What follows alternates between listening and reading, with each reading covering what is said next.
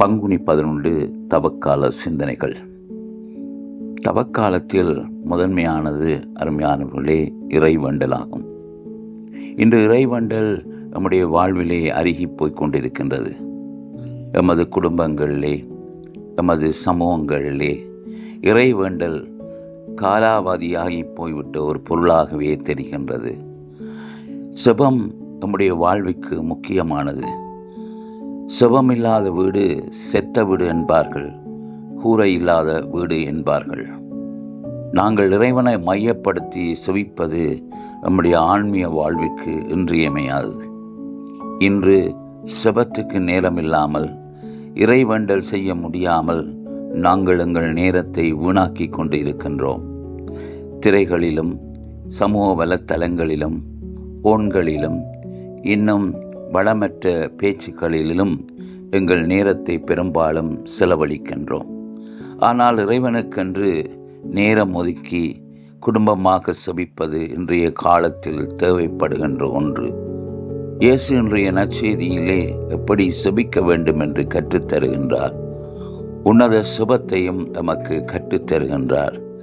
உன்னத செபத்திலே விண்ணுலகில் இருக்கிற எங்கள் தந்தையை விழித்து நாங்கள் அதன் முதற் பகுதியில் தந்தையின் திருவுளத்தை நாங்கள் தேர்ந்து இறைவனுடைய அரசிற்காக உழைக்க வேண்டும் என்று இறைவனை பற்றியதாக அமைகின்றது.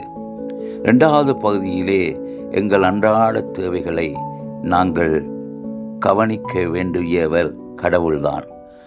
நாளைய குறித்து நீங்கள் கவலைப்படாதீர்கள் என்று சொன்ன கடவுள் ஆண்டவர் இயேசு அன்றன்றை தொல்லை அன்றன்றைக்கு போதும் என்று எங்கள் அன்றாட உணவை எங்களுக்கு தாரும் என்று அவருடைய பராமரிப்பை எமக்கு நாங்கள் கேட்கின்ற பொழுது வெளிப்படுத்துகின்றார். வானத்து பறவைகளை விட, வயல்வெளி மலர்களை விட நாங்கள் மேலானவர்கள் என்பதை, நாங்கள் இறைவனின் பிள்ளைகள் என்பதை உணர்கின்ற பொழுது அவருடைய பராமரிப்பிலே என்றும் நம்பிக்கை கொண்டவர்களாக வாழ்வோம். ஈட்டிலே அந்த உன்னத செபத்திலே எங்களுக்கு எதிராக குற்றம் செய்தவர்களை நாங்கள் மன்னிப்பது போல எங்கள் பாவங்களையும் மன்னித்தருளும் என்று வேண்டுகின்றோம். எங்களுக்கு எதிராக குற்றம் செய்தவர்களை இந்த தவ காலத்தில் நாங்கள் மன்னிக்க வேண்டியது எமக்கு அது ஆசிராக அமைகின்றது. நாங்கள் மன்னிக்கின்ற பொழுதுதான் இறைவனும் எங்களை மன்னிப்பார் என்பதை நாங்கள் ஏற்றுக்கொள்ள வேண்டும். இன்னும் எத்தனையோ பேரோடு நாங்கள் மனத்தாங்களோடு, கோபத்தோடு, பகையோடு, வன்மத்தோடு வாழ்ந்து கொண்டிருக்கின்றோம். இப்படியான மனநிலைகளோடு நாங்கள் செபிக்கின்ற பொழுது, ஆண்டவரை வேண்டுகின்ற பொழுது நாங்கள் விண்ணப்பிக்கின்ற விண்ணப்பங்கள் கேட்கப்படுவதில்லை. எனவே மனத்தாட்சியோடு அடுத்தவரை மன்னித்து வாழுவோம். இறுதியிலே அந்த செபத்திலே எங்களை தீமைகளிலிருந்து காத்தருளும், சோதனைகளிலே எங்களை விழவிடாதையும் என்று அது நிறைவு பெறுகின்றது. இன்றைய உலகத்திலே நாங்கள் எத்தனையோ விதமான நவீனத்துவத்தின் தீமைகளை எதிர்கொள்கின்றோம்.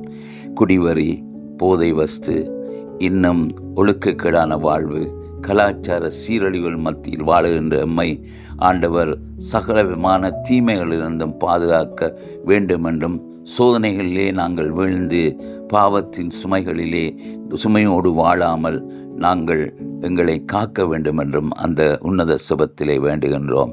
இந்த உன்னத செபத்திலே நாங்கள் ஒரு குடும்பமாக அதிலே இணைந்து இறை வேண்டலிலே எங்கள் வாழ்க்கையை கட்டி எழுப்புவோம். ஆமென்.